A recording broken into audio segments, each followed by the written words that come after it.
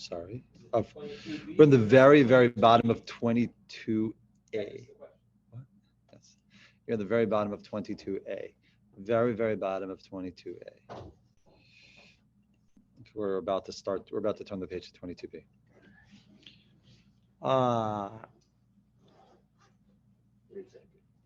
I said yes, exactly. Oh no, it's much worse than that.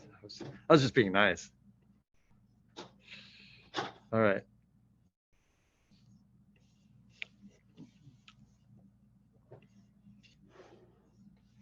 Are we ready to rock and roll?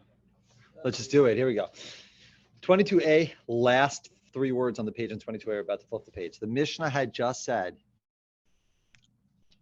we had just done the Mishnah on the first parak. You know, we might as well start from the Mishnah again. Let's just do the Mishnah on the bottom of 20. What page am I? 22A. Mishnah on the bottom. Here we go.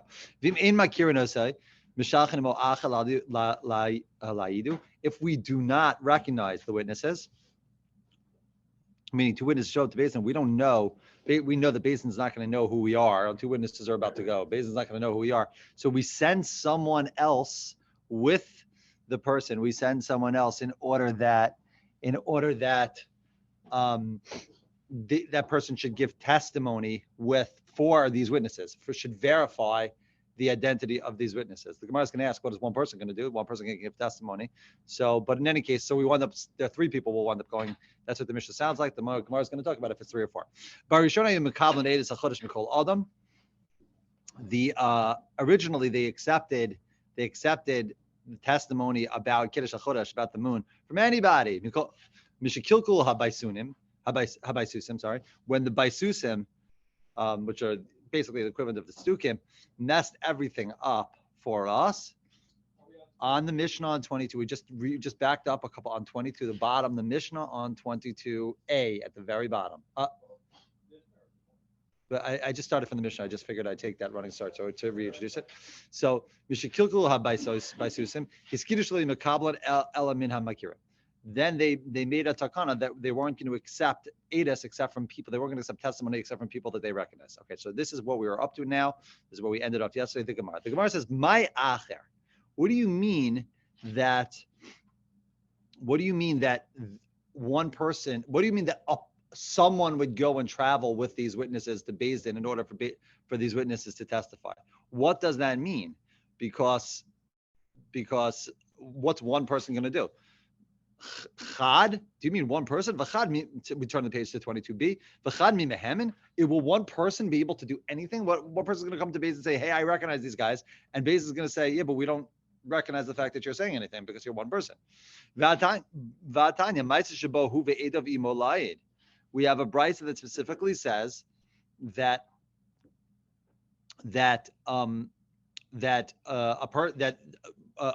a pair of witnesses came to Beis Din in order to testify about the new moon, and Adam, another group of Adam came in order to testify about that group. So how does our Mishnah seem to imply that one person can come and give testimony about the validity of the witnesses that are coming? How does that work out?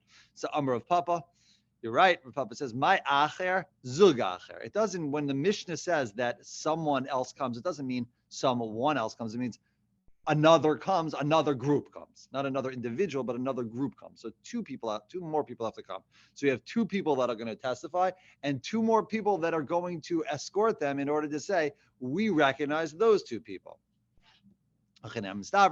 And this is also logical to say, because if you don't say this, the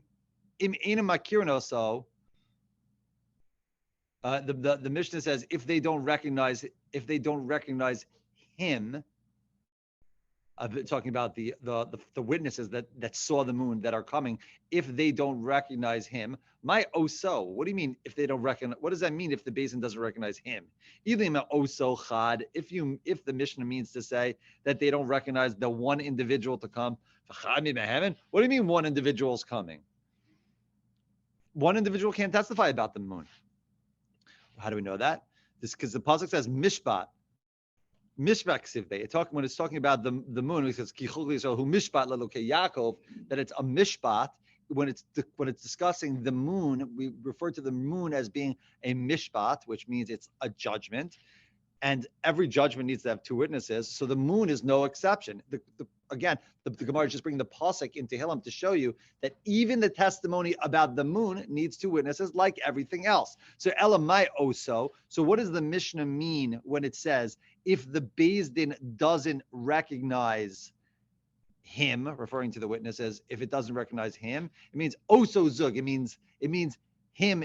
It's singular as about the pair. If it doesn't recognize, that's that one pair. So Oso is really referring to two witnesses. So to Hachanami, my acher zug acher. So when the Mishnah, so consequently when the Mishnah says that another went with that pair, it says another. It means another pair went with that pair. So the Gemara has just effectively said that the both singulars in the Mishnah are referring to two. So it means that if the Beis Din doesn't recognize that one, it doesn't mean that one witness, it means that one pair. Then another pair has to go. It says another has to go with them. It means another pair has to go with them. But it keeps meaning two. Ones are not anything for us in Beis Din. Okay. Wait a second. So the Gemara now questions the whole premise. One person's not believe that. Tanya, we have a brisa ma'aseh Rabbi Naharai. It happened once with Rabbi Naharai. It's just. I think I find it hard to believe that it's a coincidence that Rabbi Naharai is going to go to testify about Beis Din. Rabbi Naharai means light. It means light. I don't understand. Rabbi Naharai shehalach eitzel ha'ed lahayed alav b'Shabbos b'usha. It once happened that Rabbi Naharai went with the aid, with the witness, in order to testify about the witness in Usha. Meaning, so somebody witnessed the moon on Shabbos in Usha, and now that person had to travel to. Oh no, I'm sorry. He had to travel to Usha. The Beis Din was in Usha at the time. The Gemara Masechah Shabbos talks about the Beis Din kept on going into different places shortly before the destruction of the temple. In any case, so this individual started to travel to Usha to go test. He was on Shabbos. He started to travel to Usha to testify about the moon, and Rabbi Naharai escorted him in order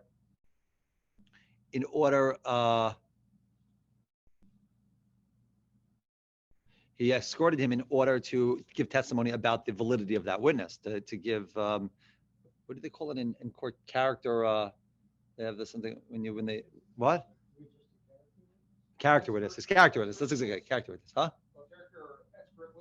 No, a character witness. I'm saying that's what they do. They testify that the character of that witness is acceptable. Is that right? Is that how it goes? Yeah. At least that's what it is in the movies, right? I think it's got to be the same in real life. I mean, yeah.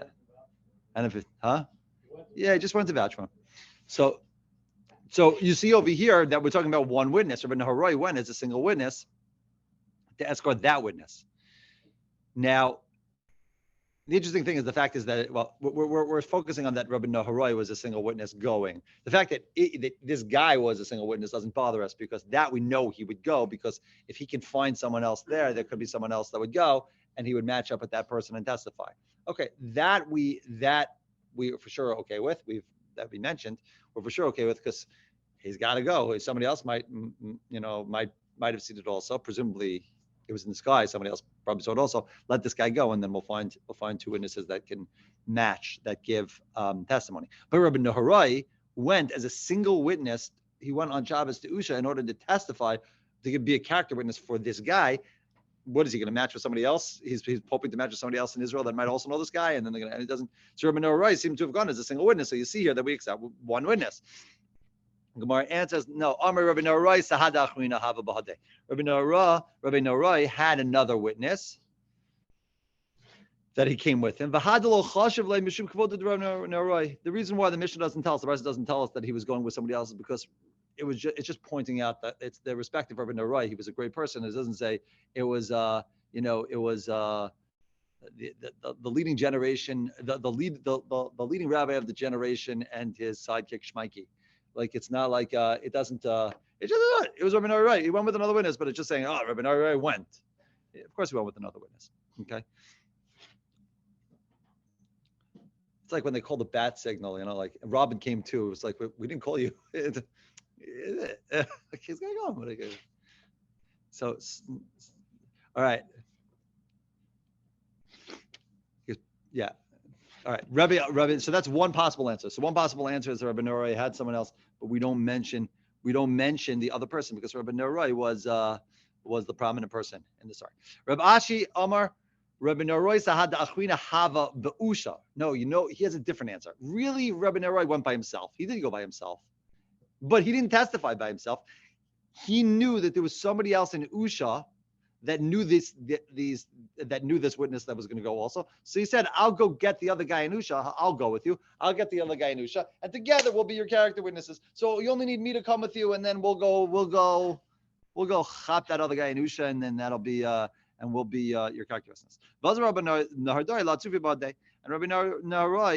Naharoi went in order to connect with this other witness, and then the two of them were going to be character witnesses for this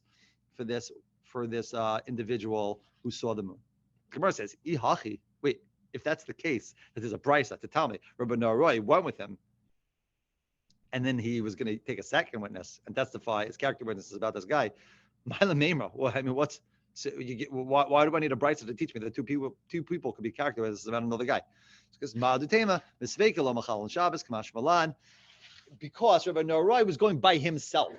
Rabbi Naharoi going by himself to testify as a character witness, and then hoping to get this other guy in Usha to be the second character witness in order for us to both testify about this other witness who saw the moon. How does he know that other guy was? How does he know that other guy was there for Shabbos? He called before Shabbos and checked to make sure the other guy was there. And he said, maybe the other guy went away to his brother-in-law for Shabbos, and he wasn't there. So Rabbi Naharoi would be traveling all the way to Usha on Shabbos, be Machal Shabbos, in order, on the hope that he's going to find this other guy still in Usha for Shabbos, and the two of them are going to testify as character witnesses about this third guy. Maybe you would say out of that suffix, that's a doubt. Who says he's going to find them on Shabbos? He can't. Maybe out of that, he can't be Machal Shabbos, Kamash Malan, that he can go even out of that doubt. Kabar continues with other things about in this line. Kiasa Ula, when Ula came, Amar, when Ula came from Eretz Yisrael to Babel, Amar Kitshul Yarcha b'Marava. They sanctified the new moon in the west in Eretz Yisrael. Amar of Kahana. So now Ula was a single witness. So Ula got the Bavel, and Ula said, "Guys, it was Rosh Chodesh yesterday." So it says, so Amar of Kahana, Lomi by Ula. So they believed him and they kept Rosh Chodesh. So it says, Lomi by Ula the Gavarab who didn't have it. So who is this? Rav Kahana said, you should know, we're going to keep Rosh Chodesh today, whatever, it was yesterday, whatever, it was Rosh Chodesh. And you should know that it's not just because Ula is like a great person that we believe him. He's just one of the greatest. It's not because of that. If it be any guy that would have come to us from Eretz Yisrael and told us that it's Rosh Chodesh, we believe him too. My timer. Any information that is going to, no pun intended, come to light, any information that is going to come to light eventually, it's going to be I don't know how to say it. It's going to be something that is going to be eventually revealed to us. Lo mashakre b'einshi. A person won't lie about. This is, by the way, this is a rule that has consequences in a lot of other places.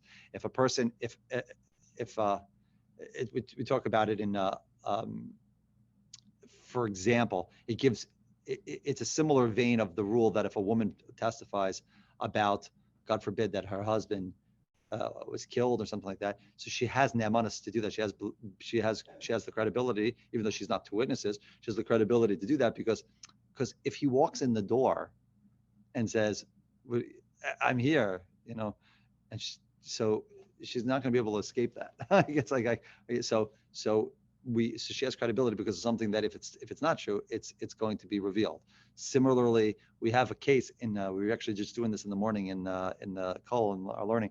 We have a case where something that we don't really do today, but theoretically speaking, if you had a Gentile, well, if you had a we don't do this for other reasons, but if you had a non-Jewish person taste food and if you tray fell into kosher food, the halacha brings down that if a non-Jewish person tastes it and tells you that he doesn't taste any tray food in there, that it all got mixed up and it's all totally batal. So theoretically, again, we don't apply it today for other reasons, but theoretically, it would be kosher. The food would be kosher.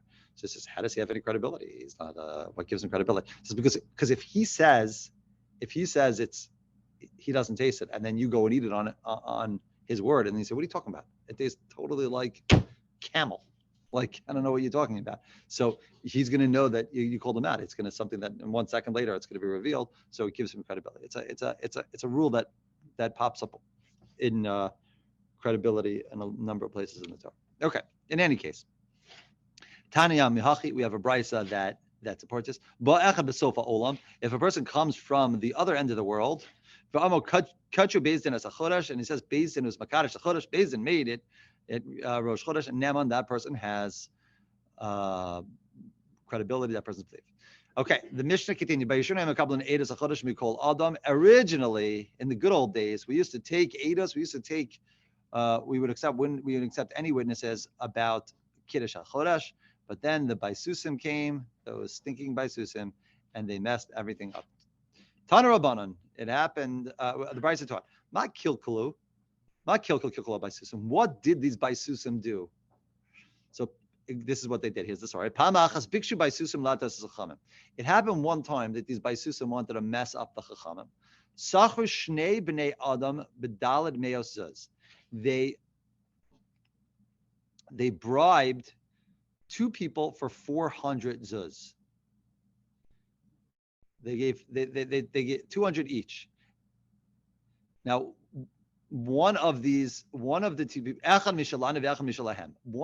2 people was actually a double agent. One of them was not really a Baisusi. One of them, they came and they said, we'll give you 2. They're going to bribe these 200 guys, say, you guys are going to go testify in Beis Din and lie. But one of the 2 people was actually not a Baisusi. So they gave 200 to one and 200 to the other agent. The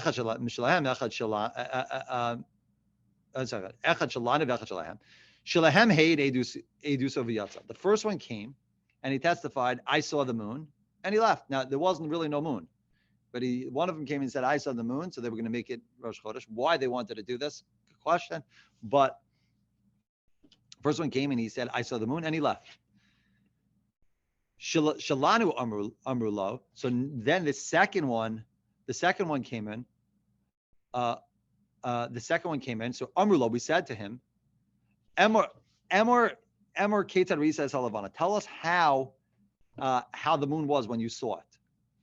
So now this guy was a double agent. He really wasn't a Baisusi. He took the $200 and he came in and he was coming to just mess up the Baisusim's plan. So Amar Lahem, he said to the Beis Din, Ola Hisi b'Mala Adumim. He said, I was going on Mala Adumim, place in Eretz Yisrael in Yerushalayim today.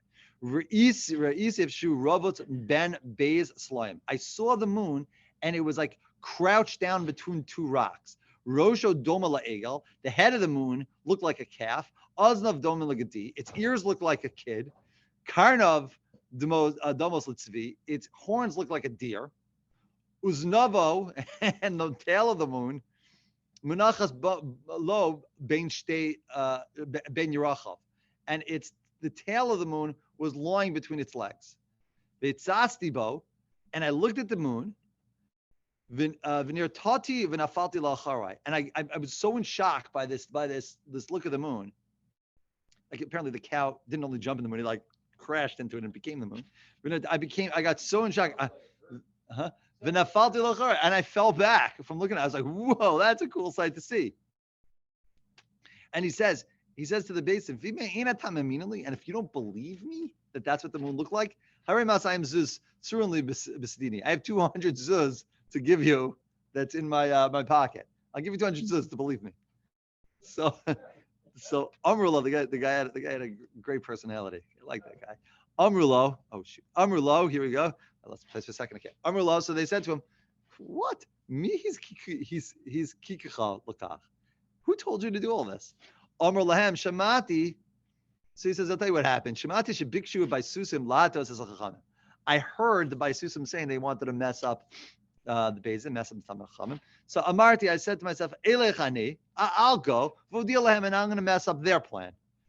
Shema Yavo b'nei Adam. So why am I going to go? Shema Yavo b'nei Adam she'enim who got him. V'yatu as Chachamim, because maybe if I don't go, they'll hire somebody who really will come, and he really will. Then you will be messed up because one person will mess. They'll find two people that will be willing to do it. So I figured I'll go and I'll mess them up. Amr lo. So they said to him, "Good job, Masayim zizn nesuna l'chaba matana. Take the 200 zuz. It's yours." And those who hired you, that guy, they're deserving of being put onto the post, meaning getting their malchus. It's a fascinating thing that they said that the 200 zuzim are yours. Rashi points out the guy never finished he didn't really do what he was supposed to do. So technically speaking, maybe he has to return the 200 zuz. So Rashi says the Beis Din were able to penalize the Baisusim by taking their money, something Beis Din has the right to do, and giving it to this guy, which in itself is fascinating. I was tug of warring it with myself. I'm like, if somebody gives you money to do something that is it's an aveira, they give you money and you take the money, you don't do the aveira, you actually owe them the money back. I mean, it's an interesting thing. I don't know, but either way, so they only lost it out of penalty. One other thing I just have to point out, again, one of these things of Chazal, I imagine this is another Chazal here that needs to be explored with the lens of what are Chazal trying to conceal. First of all, this is not the only Gemara where it talks about people.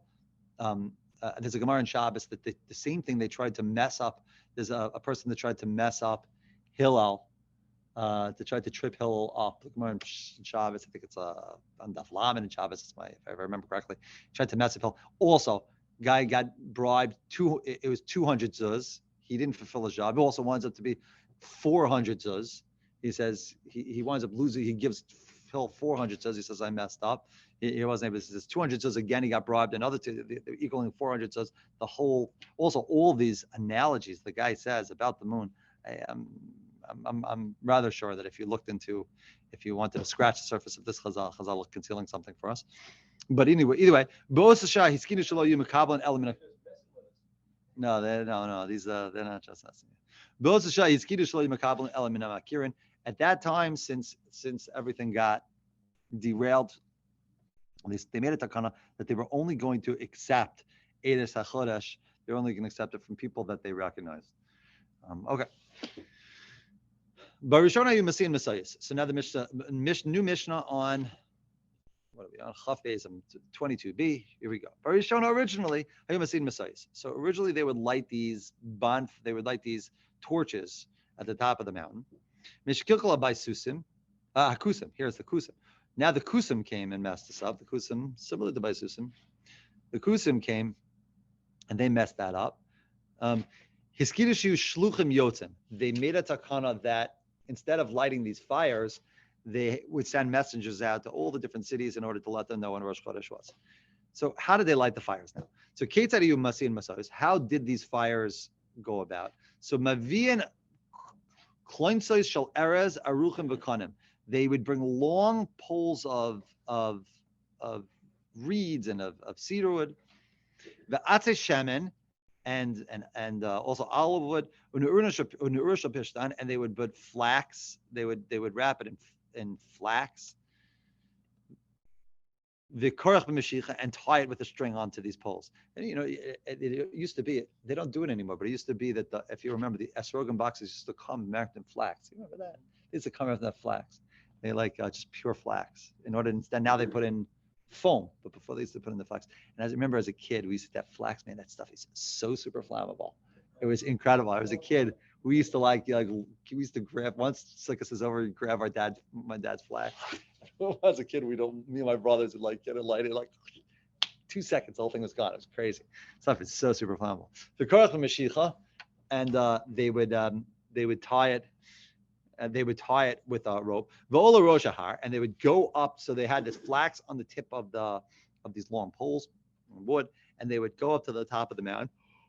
Umatzas behemes ha'or, and they would set them on fire. Umolech umevi umala morid, and they would go up and down and to and fro, adju roa es chavero, until their friend would see this fire being waved. Until they saw that the second guy on the mountain in the distance was doing the same thing they were doing, and then the first one would be able to put it down, realizing the message had reached that second city. And similarly on the third mountain, and which mountains did they use in order to wave these flames? They did it from Har Mashiach, which is Har Zaysim, very visible from the old city, to Lasartava, to the mountain of Sartava. I have no idea what that is. Sartava legrofina, lechavron. I don't know these different mountains. Mechavron, the base built in. Lo zazim misham elamol chamevi mol umorid achi aroa kol agola lefanav k'miduras eish. And when it hit all the way to the mountain of Bilton, from Bilton, he would continue to do it until he saw the diaspora lighting up, that there were so many people doing it that he knew that the message had reached the diaspora, and then he stopped. So each one would continue to do it until he saw the next one doing it, then he would be able to stop. The next one would do it, and we counted 4 mountains over there until we hit the diaspora, and then that they would all he would see a bunch of people doing it, and then he would stop. The Gemara is going to say that it wasn't like the whole diaspora lit up; it was only just the city of Pumbedisa. A lot of people did it on Pumbedisa in different places, and then they became the beacon for the rest of the diaspora. So the Gemara first asks a question, technical syntax question. We're on the first line, the first word of the Gemara, on the bottom of 22b. My mashman the Messian lishna dikudhu. How do you know that it says, the Mishnah said masian masuos, that they would burn, these they would burn these burnings, they would burn these torches. So how do you know the word masian means burning? So it brings a pasuk. Dichsev, pasuk says in Shmuel, Vayasem David ve'anashav, that David and the men with him, it means that they vayasem really means that they carried. But the Targum translates it as voktinan David, that they burned them. So I guess it was a Masorah in the Targum, in the translation, that it means it burned. So masian could also mean burned. Tana Rabbanan. They have a brisa. Now there's a little bit tricky, but here, which day would they do this torch trick? Which day did they make the beacons in order to light them? So it says we only would do it when the month was a 29-day month, meaning that Rosh Chodesh was on the 30th. So when would they light it? So it's a 29-day month, and Rosh Chodesh is on the 30th. So what happens is witnesses see the moon somewhere in the night of the 29th. They make it all the way to Beis Din to testify on the 30th. The night after the 30th, they're going up, because you're not going to see it during the day. They're going up the night after the 30th, meaning the night that precedes 31, which will be the second day, basically. It's the night that precedes the second day of the Chodesh. They're going to be lighting, saying that today is Rosh Chodesh. Today, the day that you just missed. Yeah, you just missed Rosh Chodesh. That's the day. Today was Rosh Chodesh. So that means that what we're going to call it is we're going to call it a month that's chaser. It's a shorter month as opposed to a longer month, right? So they only did it on the shorter months. It would be basically the night going between 1 and 2 that they lit this fire. The Emes HaMesian.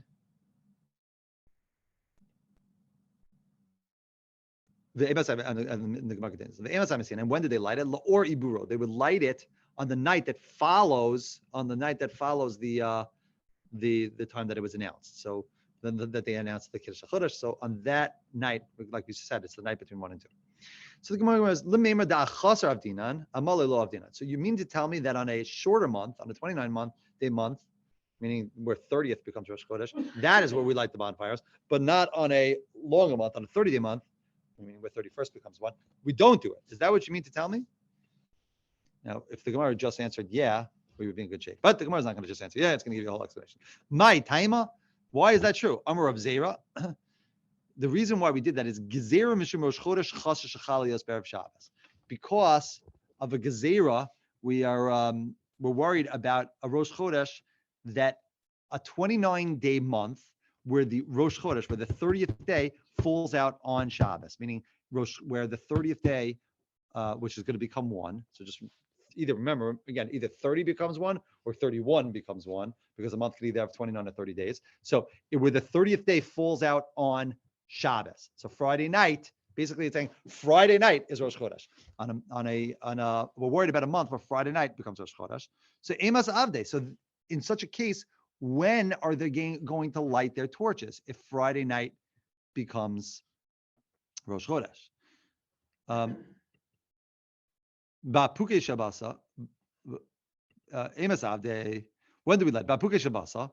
If you want to tell me that they'll light it when Shabbos is over, when would they light it? They would light it when Shabbos is over. I'm sorry. So Emas Avde, they would have to light it when Shabbos is over. Di Amas Navin Nami Amale.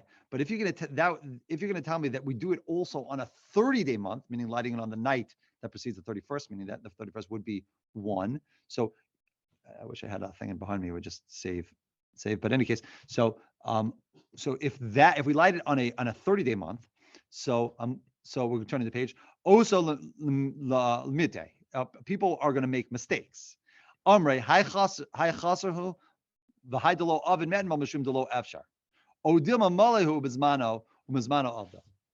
So the Gemara says like this: if we only light it on a month that is 29 days and light it on the month is 29 days, if you follow the month, it's 29 days, right? So that means day 30th becomes day 1, and we're lighting it post day 1. So we're lighting it on the night between day 1 and day 2. So why are we lighting it then? We're lighting it to tell you that the day of the night we're in, the day that preceded that day, the day that preceded that day was 1. And that's telling you that it was a 29-day month, and today, which could have been 30, is really 1. But if they do that also on 31, if they'll do it any month, so it's even on 31, if it's a 30-day month, if they'll do that, then people on an Erev Shabbos won't know if Rosh Chodesh falls out on Friday night, and they're going to light these fires on Motzei Shabbos. They won't know if they're lighting the fires on Motzei Shabbos because Shabbos was Rosh Chodesh, and they waited to Motzei Shabbos to light it, or if Sunday is Rosh Chodesh, if the night coming up as Rosh Chodesh, if they were to light it on both, they won't know when to do it. V'lavid ben amalei ben achaser. So the Gemara has another suggestion. Well, why don't you just light it on both a 29-day month and a 30-day month? V'chim mikla Rosh Chodesh be'erev Shabbos. And when Rosh Chodesh falls out on Friday night, lo le'avi klal, don't light it at all. V'kevid lo avdinan b'motzei Shabbos ve'avdinan amalei meida yadei dechaserhu. What you could do is if you were to do it on both, meaning they're lighting it on any time Rosh Chodesh is, they're lighting the fires right after Rosh Chodesh, meaning the night it's going into Rosh Chodesh, the night that is post Rosh Chodesh, they're lighting it to say today was Rosh Chodesh. So if Rosh Chodesh fell on a Friday night, just don't do it at all. And then when Saturday night comes and they see they're not doing it, they'll know it must be yesterday. Last night was that today was Rosh Chodesh, meaning that last night started Rosh Chodesh, that today on Shabbos day was Rosh Chodesh, and that's why there was no fires. Gemara says no. Afilu hachi also limite. No, because people could still get messed up. Amrei hi malehu. They could think that maybe Sunday's Rosh Chodesh. Why do they see no bonfires? Why do they see no bonfires on? Why do they see no bonfires coming up on Saturday night? Because the people, it was Shabbos day, and people, they ate a lot, they drank a lot, they slept late, and you know what? They fell asleep before they lit the bonfires, and everybody got messed up. It's such a crazy gezerah. Like no one. I don't know. It's a crazy gezerah. It's hard to understand. It's one of those gezerahs that are hard to understand. It's another indication that Chazal there's a bunch of gezerahs you find on Chazal that like it comes for such a minute possible circumstance, and it must be Chazal are pointing to something. There's something that they wanted to stop, and they did. They gave it a reason, which is just a public reason, but not telling you the whole deal. The Gemara, as a matter of fact, I shouldn't even say. The Gemara says actually this in Maseches Avodah Zarah. The Gemara is talking about in Maseches Avodah Zarah. It's talking about why Chazal made a gezerah against cheese of a non-Jew. It's a fascinating thing, and just to know in general that only kosher milk from a kosher animal, kosher milk, it could be the animals of trade, but only milk from a kosher animal will curdle. Non-kosher animals, their milk does not curdle.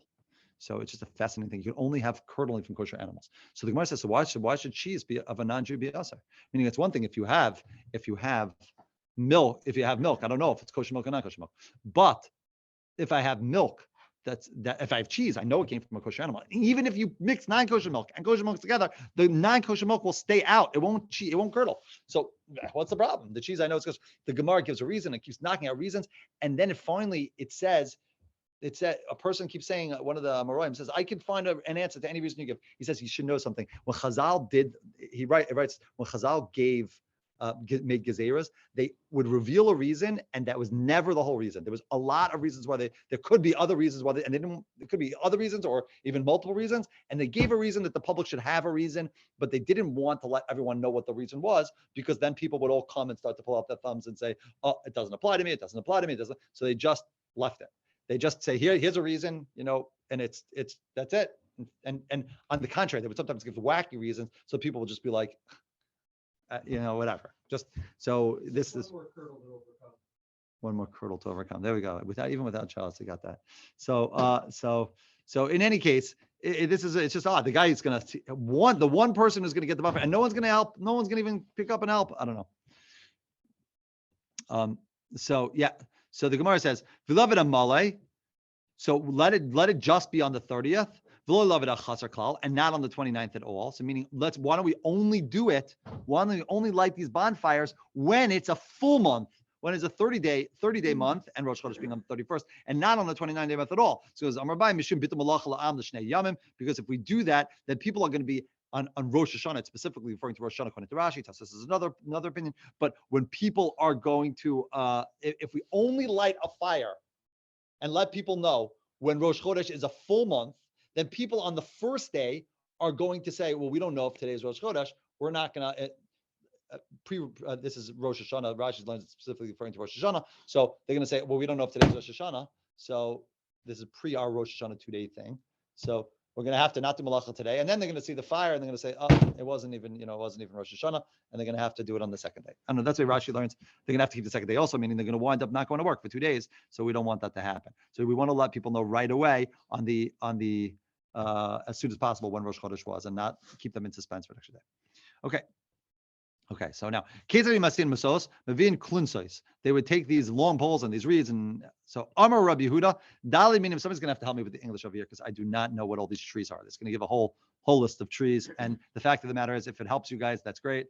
I don't know so much about trees, so not my thing. In New York, growing up in Brooklyn, we didn't have such things. So Amar Rabbi Yehuda, Dalid meaning arazim haim. There are 4 types of arazim of cedar trees. So Erez, Kitron, Eitz, Vishaman. There's these 4. We're going to mention them in a second. You don't have to translate it yet. Uberosh. Wait a second. Arazim haim. Erez, Kitron, Eitz, Shaman, Uberosh. So what's Kitron? So Amar Rabbi Idra, Debei Rabbi Shila, Amar, it's Beliga. No, Malviga. Mavliga. I have no idea what this is. If anybody has a translation, that's fine with me. Amar La Zu Gulmish. No idea what any of this is. Names of trees. So Upligi the Rabbi Baravhuna, the Amar Rabbi Baravhuna, Amar Debei Rav, Asar Mini Arazim. He says there are really 10. Originally they said there were 4 types of cedar woods. There's 10. Haim Shenamar, and the pasuk says Etain Bamidmar Erez. There's this Erez at cedar. Shita. Anybody know what that is? Anybody look at this verse in Yeshaya? What's Shita? Acacia wood. Good. Yes, I think that's what it is. Hadas is, I guess, like a hardasam. Eight shaman is olive tree. Asim Barava Barosh. I don't know what Barosh is. A desert cypress tree. Tidhar uta'ashur yachtav. I have no idea what Tidhar and ta'ashur is. What? Plain tree. And a large tree. Exactly. That's what I was thinking. I just didn't want to say it. I didn't want to show off. Erez is an arza. Shita is otrina. It's Rashi actually says pine. Hadas is an asa. H shaman is a farsama. It's a balsam tree. Barosh is a barasa. Did you say that was a cypress tree? Titar is shaga. Tashur is Terivna. Okay, I don't know. There you go. Those are your trees. Welcome to Botany 101. Hane Shiva Havu. So no, but the one says, but you only counted 7 and you said 10. Kiasar Avdimi Amar Hosifu Aleim Olinin, Alumim, and Olmogin. There we go. 3 more. Alunim is Botmi. It sounds like botany, right? Botany. Huh? An elm tree. Okay. Alumim is Balute. Anybody? Balute is oak tree. Here we go. Amogim is Casisa. Coral tree. Okay, I don't know what that is. Iga de Amre, it's Arunim, Armunium, and Almogim. So Arunim is Are tree. I don't know what it is. Armugim is what is it? It's more laurel tree. Arumim is Dolve. Chestnut tree. Almogim is Casisa. Coral. We're back to coral. The Gemara says, Mark quotes tonight a pasuk in Yeshaya. Now that we're finished with our trees, Vitsi Adir Lo Yaviranu. A mighty boat can't cross it. It's talking about at the end of time when that from the Kodesh Gashim, a river is going to pour out. It's going to be a river that's going to huge river. It says even a boat won't. It's going to come out of the base of Mikdash. This huge river. So it says even a mighty boat won't be able to cross it. Amarav Zubarina Gedola. This mighty boat refers to a great ship. Hechi Abdu. How did they make these great ships? Maisa Shis Alfe Gavre Betresa Yarche. They would take 6,000 people over 12 months. V'amrela Tarse Alfe Gavre Beshita Yarche. They would take 12,000 people over 6 months to make these ships. Another one of these chazals that you have to wonder what is going on. The Tane Lachala, and they would fill up this boat, this gigantic boat that took 12,000 people 6 months to make, with sand. They would fill it up with sand. Ad the Shachna, until it rested all the way on the ocean floor. V'nachas bar amoroi, and a diver would go down. V'kotar atune dekisna bekisasa, and he would tie ropes of flax onto this coral that's on the bottom. V'kotar lahu b'sfinta, and they would tie the other part of the flax onto the ship. But then v'not lechala v'shadu livroi, and then they would pull out the sand and take and throw the sand outside of the ship. The chama de medallia ikra masya, and the boat would rise and rip out the coral, and that's how they got this coral up. Umachlev archar train bechaspa, and they would be able to trade the coral for one piece of coral for 2 of silver.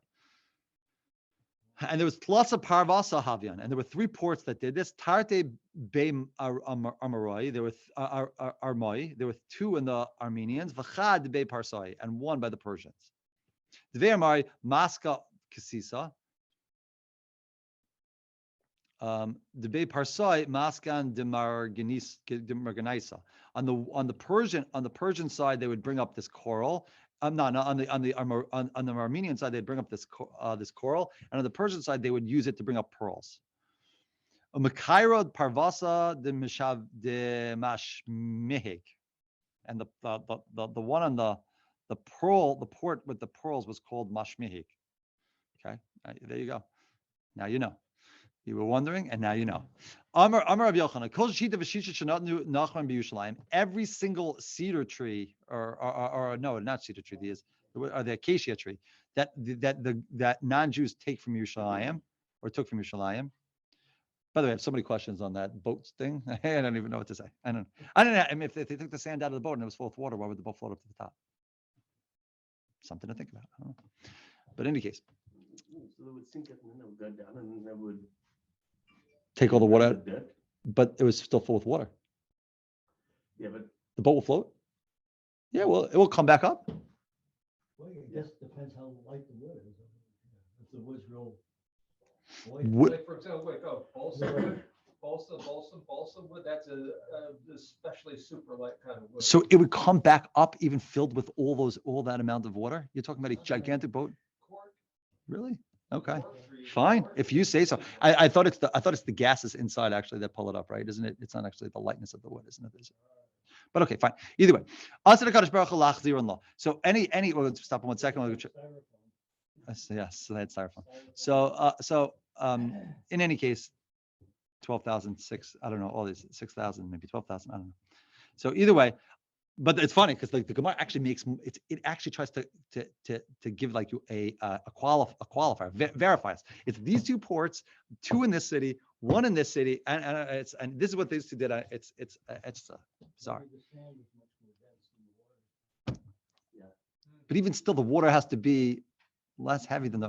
I just want to get Dangerously close to bringing science. no science, right? Kol shita v'shita shenadu nacham b'Yerushalayim, and this is we'll finish in 1 second. Every piece of every tree that non-Jews took from Yerushalayim, Hashem is going to return them when at the end of time Hashem is going to return those trees back to Yerushalayim. Shneimar etin b'midbar eresh shita ve'ein midbar el Yerushalayim sheneimar tzion midbar haisa. It says that there's going to be this eresh shita that there's going to be in the midbar, and that means Yerushalayim. Rabbi Chanan, and Rabbi Chanan says, Kollel lo mitorah emel lamda domel lahadas b'midbar. Anybody who teaches Torah. Who studies Torah and doesn't teach it, he's like a hadas and a midbar. Because there's a midbar around him, he's not teaching it, and he's just a learner by himself. And so anybody who teaches Torah, he's a Talmud Chacham in a place where there is no other people, Talmud Chacham, he's like a hadas, like a beautiful hadas that's found in a midbar. When you're in a midbar, like, wow, there's this beautiful thing in a midbar. The chaviv, it's very precious. Amar Rabbi Yochanan, oy lahem lo ovdei chachavim she'en lahem takana. Woe is to the ovdei that have no takana. There's the non-Jew, the idol worship nations there's no remedy for them. Shneimar tachas l'choshes of zav, because the pasuk says in Yeshayahu at the end of time that Hashem for the brass that was taken, I'm going to give zav to Yerushalayim. But tachas barzel, and for the silver, for the iron that was taken, avi kasef, I'm going to bring silver. But tachas mine's in weird. And because of and for wood, I'm going to give brass, and for stones, I'm going to give iron. But this is his question. But they took Rabbi Akiva and all of they killed Rabbi Akiva and all of his colleagues. What are they going to be able to bring back to that? How are they going to pay for that? The non-Jewish nations for taking that. But all the raw materials, fine, no problem. They can find nicer supplements. But how are they going to pay for Rabbi Akiva and what they did to Rabbi Akiva and his friends? But Elayan who Omer, and about them it says V'nikesi damam lo nikesi. It says I will clean them. I will clean them from their blood, but I won't clean them entirely. In any case, all right. Have a fantastic day.